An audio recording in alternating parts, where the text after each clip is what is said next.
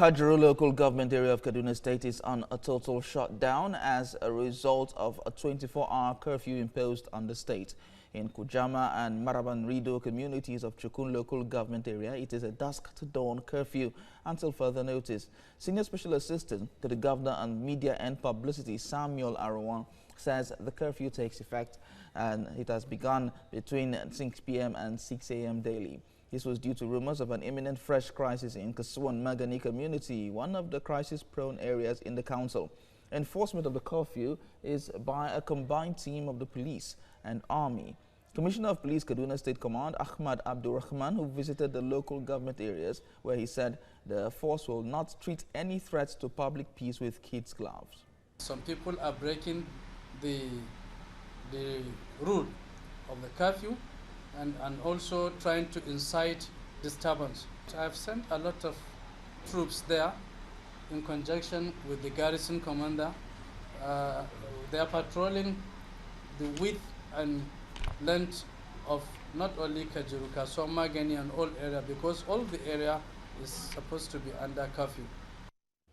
Now joining me on the news this hour is a security expert, Mukhtar Dan Iyan. Thank you very much for joining us. Now, this situation seems not to be abating.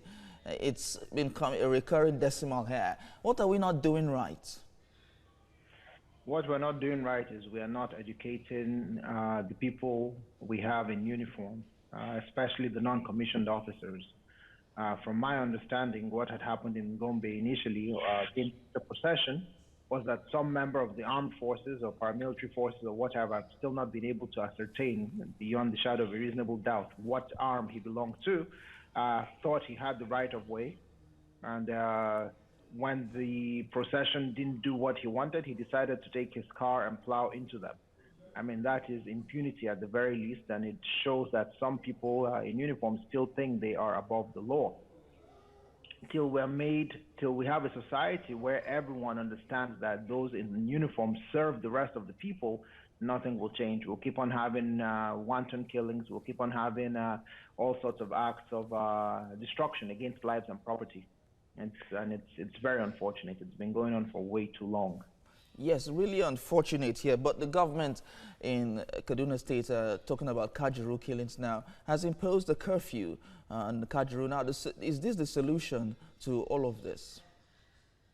I don't think curfew is the solution to anything. It may be short-term placebo, for lack of a better term, to let tempers cool down, but it's not the solution. We need social justice. Till we have a situation where everyone feels like they are a genuine stakeholder in the Nigeria project and people know they can go about the pursuit of their dreams without interference from anyone else who feels he or she has a bigger claim to the spoils of the land, for lack of a better term, nothing will really change.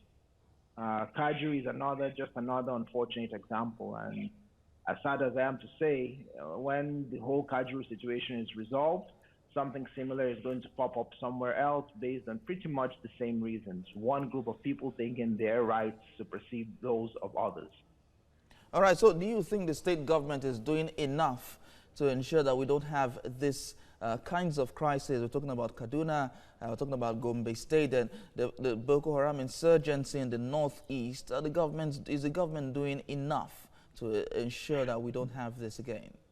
Obviously, the government isn't doing enough, but unfortunately, if you think of Nigeria from a historical perspective, the only period in time where we seem to have relative peace was under military rule, and that's because military rulers imposed, for lack of a better term, imposed draconian measures against civil society, where if you moved, it was over for you. I don't think any reasonable person wants to go back to that, and hopefully we will never go back to that.